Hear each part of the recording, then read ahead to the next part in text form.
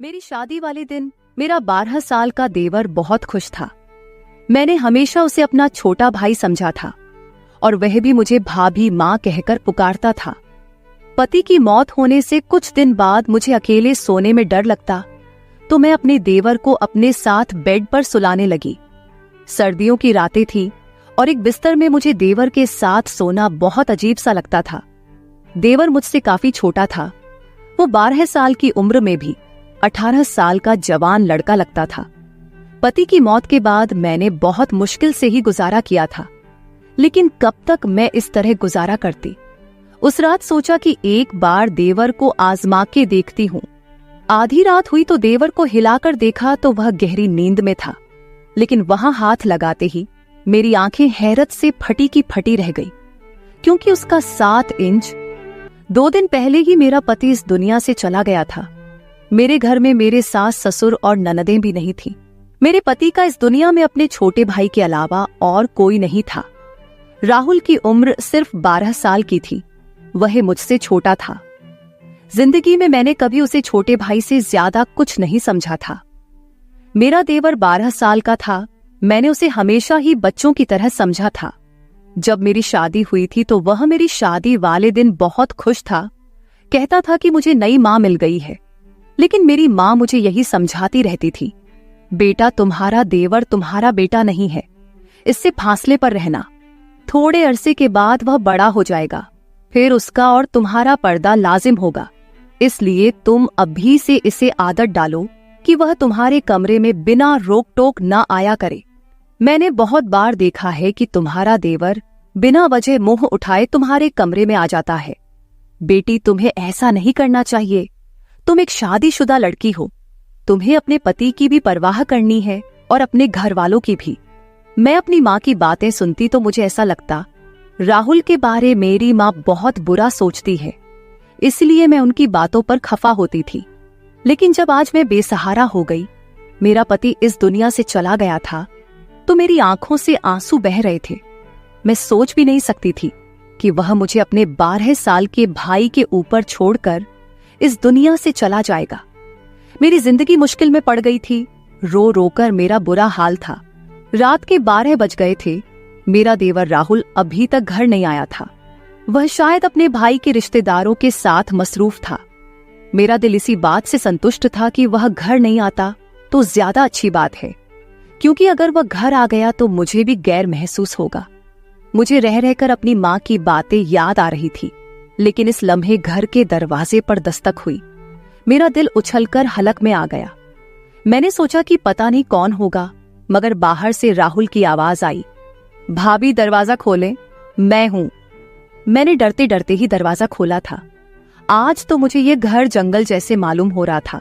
समीर मुझे छोटा सा भेड़िया लग रहा था। पता नहीं क्यों मैं उसके बारे में इतना बुरा सोचने लगी थी। भाभी, आपने खाना खाया? उसने मुझे मासूमियत से पूछा था। नजरें झुकी हुई थी और साथ ही हाथ में एक थैली रखी हुई थी। थैली में चावल थे। चावल होटल वाले लगते थे। उसने एक प्लेट में चावल डाले और मेरे सामने लाकर रख दिए। भाभी, मुझे खाना बनाना नहीं आता। मैं आपके लिए बाहर से लेकर आया हूं। आप खा ले, वरना यूं ही भूखी मर जाएगी। मैं अपने भाई के बाद अपनी माँ को नहीं खोना चाहता। राहुल की आंखों में भी आंसू थे। कहने को तो वह मुझे माँ ही कह रहा था, मगर फिर भी माँ की बातें मेरे जहन से निकल नहीं रही थी। भाभी, आपको फिक्र करने की जरूरत नहीं है। मैं आपका सहारा बनूंगा। आप इस घर से कभी मत जाना। वह बड़ी जज्बाती बातें कर रहा था, लेकिन मेरे जहन में बहुत सारे गलत विचार घूम रहे थे। फिर उसने एक अजीब बात बोली, भाभी, आप इस कमरे में सो जाए। दूसरा कमरा तो छत के करीब है। मुझे ऐसा लगता है कि आपको छत वाले कमरे के पास नहीं होना चाहिए। और अब तो सब लोगों को पता है कि हमारे घर में भाई की मौत हो गई है, तो कोई भी बुरी नीयत से हमारे घर आ सकता है। मैं हैरान थी कि राहुल इतनी छोटी उम्र में ऐसी बातें क्यों कर रहा है। क्या उसे किसी ने कुछ कहा है? मगर जो बातें उसने की थी मुझे ठीक ही लगी थी। मैं उसके कमरे में चली गई। राहुल का कमरा दूसरी तरफ था, जबकि मैं और मेरा पति छत के करीब वाले कमरे में रहते थे। मुझे बहुत अजीब लग रहा था। आज पहली बार मैं अपने कमरे के अलावा दूसरे के कमरे में आई थी। मगर जो कुछ मैंने अपने देवर के कमरे में देखा, मेरी तो आंखें फटी की फटी रह गई थी। कमरे का दरवाजा बंद करते ही मेरी नजर ऐसी चीज पर पड़ी थी जिसने मेरे होश उड़ा दिए थे। वैसे तो वह 12 साल का बच्चा ही लगता था, लेकिन मेरी माँ की बात सही थी। राहुल जो कुछ कर रहा था वह एक बड़ा और एक समझदार आदमी ही कर सकता है। राहुल के कमरे में अपने जेवर देखकर मेरा खून खोल उठा था। मैंने तो उसे कहीं जगह पर कहीं तालों में छुपा रखा था, मगर यह सब कुछ राहुल के हाथ कैसे लग गया? बात बड़ी अजीब सी थी। मैं दिल में सोचने लगी कि मैं सुबह होते ही इसे इस बात का सवाल करूंगी, मगर उस वक्त मुझे सख्त नींद आ रही थी। मैंने दरवाजे को अंदर से कुंडी लगाकर अच्छी तरह लाक कर लिया और फिर सोने की तैयारी करने लगी। पता नहीं क्यों मुझे बहुत नींद आ रही थी। हालांकि 2 दिन से मुझे ज्यादा नींद नहीं आ रही थी, पर आज मुझे लग रहा था जैसे राहुल के लाए हुए चावल खाकर मेरी आंखों में गहरी नींद आ रही थी। दिल में सोचा कि कहीं चावल खाने से मुझे नींद तो नहीं आ रही, मगर इतना तो मुझे मौका ही नहीं मिला।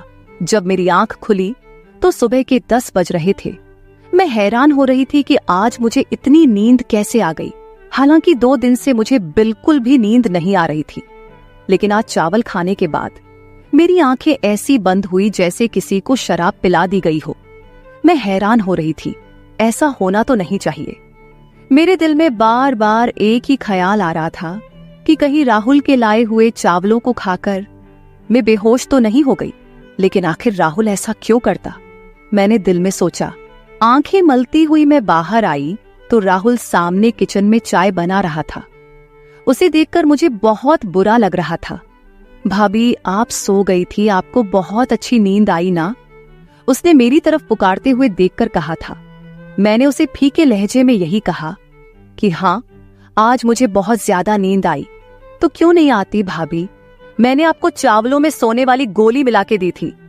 मैंने अपने दोस्त को बताया था कि मेरी भाभी को नींद नहीं आती। उसने मुझे कहा कि तुम उन्हें खाने में नींद की गोलियां मिला दिया करो, इससे वह आराम से सो जाएगी। मैं हैरान हो गई थी कि राहुल इतनी घटिया हरकत कैसे कर सकता है।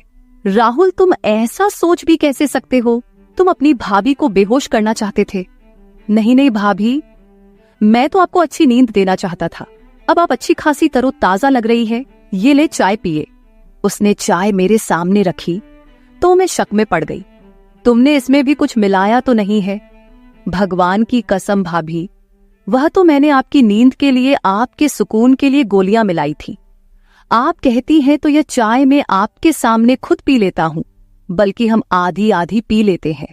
उसने इस गिलास से घूंट भरते हुए मुझे दिखाया तो मैं यकीन कर बैठी।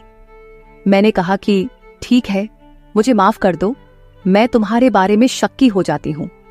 मैं राहुल का चेहरा देखती तो उसकी मासूमियत पर मुझे यकीन आ जाता था, क्योंकि वाकई उसके चेहरे पर बहुत ज्यादा मासूमियत और शराफत थी। मैंने आज उसे कुछ नहीं कहा था। मैं जानना चाहती थी कि वह आगे खुद से क्या कहेगा, क्योंकि जो कुछ मैं उसके कमरे में देख आई थी उसकी तो कोई माफी नहीं थी। थोड़ी देर बाद उसने खुद ही मुंह खोल लिया। भाभी, मैं आपके जेवर बेचना चाहता हूँ। मेरा एक बहुत ही जानने वाला और ईमानदार अंकल है।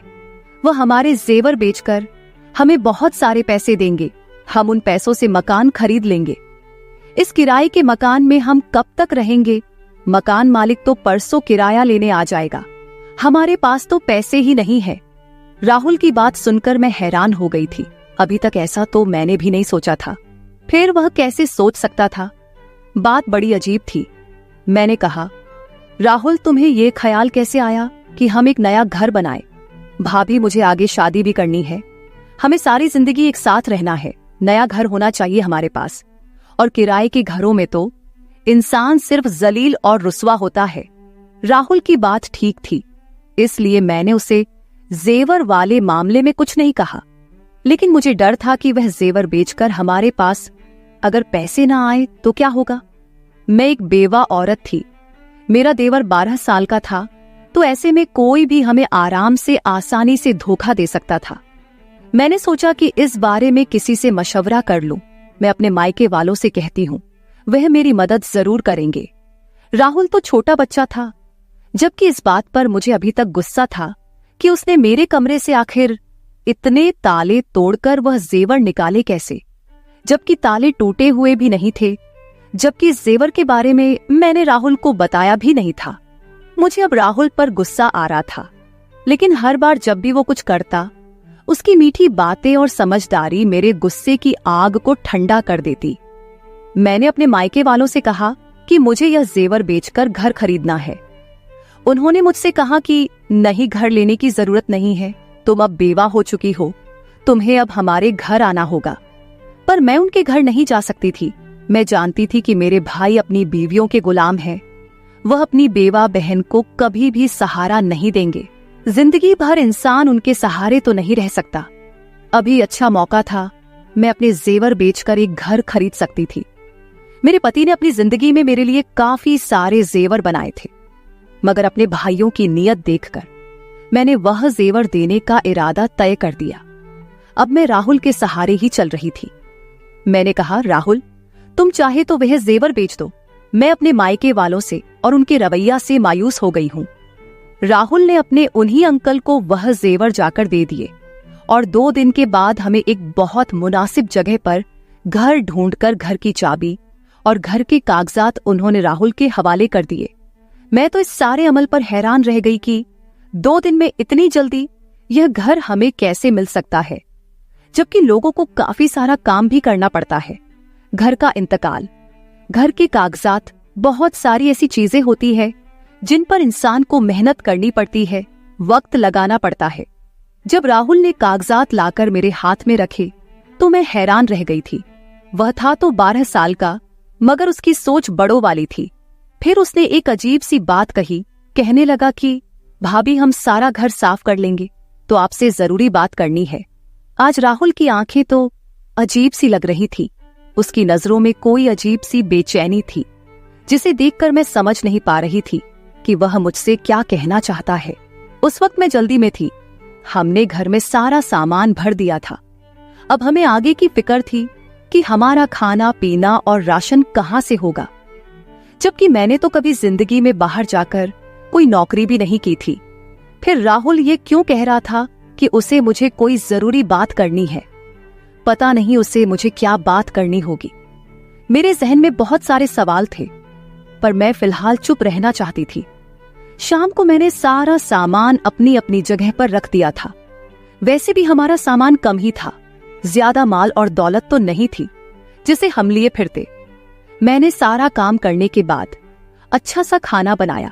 मैं राहुल का इंतजार कर रही थी, क्योंकि वह इस घर का हिस्सा था और मैं नहीं चाहती थी कि वह बाहर जाकर गंदा खाना खाए। मैंने उसके लिए खाना बहुत मेहनत से बनाया था, बिल्कुल वैसे ही जैसे अपने पति की पसंद से पहले बनाया करती थी। हर किस्म के लाड प्यार और नखरे उठाती थी।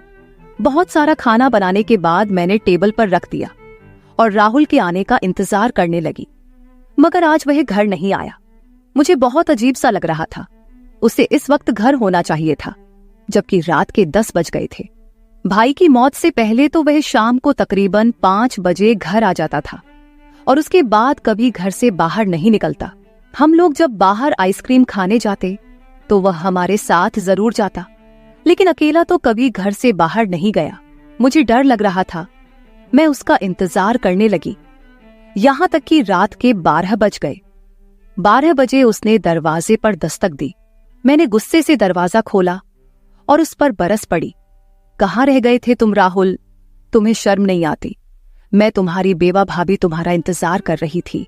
मैंने तुम्हारे लिए खाना बनाया और तुम हो कि अपने भाई के जाते ही आवारा गर्दियां करने लगे हो। आखिर ऐसी कौन सी बात है जो तुम घर में नहीं कर सकते? तुम्हें बाहर जाना पड़ता है। तुम्हारे दोस्त को इधर ही बुला लिया करो। भाभी, मैं ऐसा नहीं कर सकता। उसने नजरें उठाकर मुझे ऐसे गुस्से से देखा कि मैं डर गई थी, मगर वह तो एक बच्चा ही था। मैंने दिल में सोचा, मैं इसे डरा धमका तो सकती हूँ। मैं यही ख्याल करके उससे बात कर रही थी कि वह मुझ पर चिल्ला उठा, भाभी बस कर दो, मुझे अब आपकी कोई बात नहीं सुननी, और जो आपने खाना पकाया है वह आप खुद खा ले। ये कहकर वह अपने कमरे की तरफ चला गया। उस वक्त वह किसी 40 साल के मर्द की तरह गुस्सा कर रहा था। मुझे इस पर बहुत अफसोस हो रहा था। वह गुस्से में था।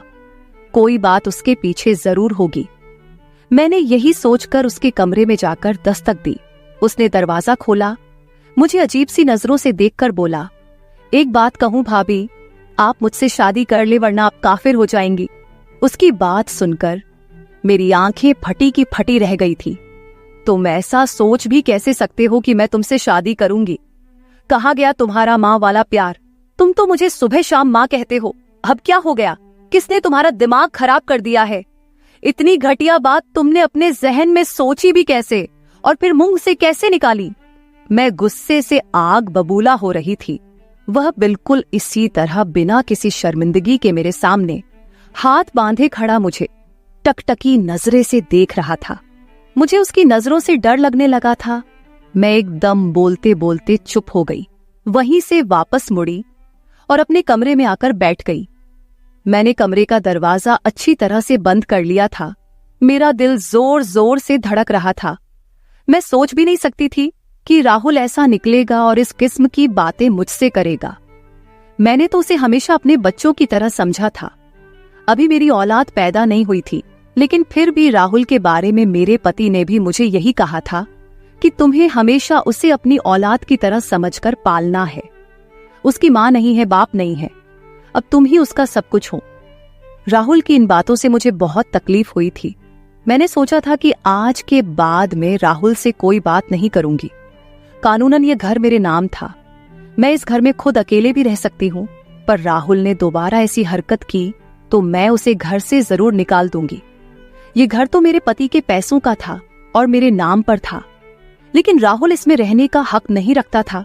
अगर वह अपनी भाभी को इज्जत नहीं दे सकता जो उसे देनी चाहिए थी। मेरी खामोशी अब गुस्से में बदल गई थी। सुबह उठते ही मैंने राहुल के कमरे का दरवाजा जोर जोर से पीटना शुरू कर दिया। फिर मुझे एहसास हुआ कि उसके कमरे का दरवाजा तो अंदर से बंद नहीं था। मैंने जब बाहर से दरवाजा खोला तो आगे से कमरा खाली था। कमरे में कुछ भी नहीं था। राहुल कहाँ गया? मैं दिल में सोचने लगी। मेरा दिल गुस्से से धड़क रहा था। मैंने बाहर वाले दरवाजे पर नजर डाली तो दरवाजा बाहर से बंद था। इसका मतलब राहुल मुझे घर में कैद कर गया है। मैंने दिल में सोचा तो मुझे उससे नफरत होने लगी। इतना सा है, उम्र भी 12 साल है और हरकतें देखो। मैंने यही सोचकर अपने मायके जाने का फैसला कर लिया, लेकिन फिर याद आया कि मैं तो इद्दत में हूं। यूं बार बार घर से निकालना अच्छी बात नहीं है। बस यही सोचकर मैं बेबस होकर बैठ गई थी। पति की मौत को महीना हो चुका था। उस एक महीने में राहुल कितना बदल गया था। मैं दिल में सोचने लगी, खुदा मुझे औलाद देता तो मैं इस वक्त राहुल के सहारे ना होती। मैं अपनी औलाद के सहारे जिंदगी गुजार लेती। मगर अब मैं इसे क्या कहूं? मेरा तो इससे कोई रिश्ता भी नहीं। जिस शख्स की वजह से रिश्ता था वह तो इस दुनिया से चला गया। आज मैंने सोच लिया था कि राहुल आएगा तो मैं उससे साफ साफ बात करूंगी कि वह इस घर में नहीं रह सकता। रात के तकरीबन 6 भी नहीं बजे थे, यानी अभी रात शुरू भी नहीं हुई थी कि मेरे घर के दरवाजे पर जोर जोर से दस्तक होने लगी। मैं तो यही समझी कि बाहर राहुल होगा, पर जब मैंने दरवाजा खोला तो सामने 3-4 आदमी खड़े थे। ये आदमी बहुत अजीब गुस्से में लग रहे थे। उनके चेहरे पर दाढ़ियां सजी थी। लगता था जैसे इस्लाम के ठेकेदार हो। उन्होंने जो बात मुझसे कही थी वह सिर्फ बहुत हैरान कर देने वाली नहीं थी, बल्कि मुझे दुखी कर देने वाली थी। उन लोगों ने कहा, बीबी तुम यहाँ अकेली रहती हो? मैंने कहा, जी हाँ मैं अकेली रहती हूँ। वह लोग बोले, झूठ बोल रही है यह औरत, यहाँ इसका देवर भी इसके साथ ही रहता है, अभी भी घर में ही होगा। ये लोग पता नहीं इस मोहल्ले को क्या समझते हैं, मोहल्ले को गंदा कर रहे हैं। मैं तो कहता हूँ कि इन्हें यहाँ से बेघर कर देना चाहिए। इन लोगों का इस मोहल्ले में रहना ठीक नहीं। मैंने कहा, क्यों भाई साहब, हमने क्या किया है? अरे बेबी तुमने क्या किया है ये तुम हमसे पूछ रही हो? तुम अपने 12 साल देवर के साथ इस घर में अकेली रहती हो। तुम्हें पता है कि तुम्हारा पति मर गया है। अब तुम बेवा हो गई हो। अपने माँ बाप के घर जाओ। यहाँ रहना है तो शराफत से रहो। यहाँ हमारी भी बहनें बेटियां रहती हैं। ऐसे लोगों को हम मोहल्ले में बर्दाश्त नहीं कर सकते। इन आदमियों पर मुझे गुस्सा तो बहुल आया, मगर मैं उनसे उलझना नहीं चाहती थी। मैंने उनके मुंह पर ही घर का दरवाजा बंद कर दिया। आंखों से आंसू बहने लगे। राहुल पर मुझे गुस्सा आ रहा था। यह सब उसी का किया धरा है। मैंने अपना सामान बांधना शुरू कर दिया। यहां रहना मेरे लिए मुश्किल हो चुका था। मैं जानती थी कि राहुल ने ही मेरे बारे में ऐसी बातें फैलाई होगी जैसे मैं बहुत गुनहगार औरत हूं। सच कहते हैं, ये दुनिया अकेली औरत को खा जाती है। भगवान सबकी इज्जत को हिफाजत में रखे। तो मेरे प्यारे दोस्तों, ये थी हमारी आज की छोटी सी कहानी। आपको यह कहानी कैसी लगी कमेंट करके जरूर बताएं। अगर आपको यह कहानी पसंद आई हो तो इसे लाइक करें और अपने दोस्तों के साथ शेयर करें। अगर आप ऐसी ही और भी इंटरेस्टिंग और रोमांटिक कहानियां सुनना चाहते हो तो चैनल को सब्सक्राइब जरूर कर ले और बेल आइकॉन ऑन कर ले ताकि आपको मेरी आने वाली नई वीडियो की सूचना तुरंत मिल सके। कल मिलेंगे एक और नई कहानी के साथ। धन्यवाद।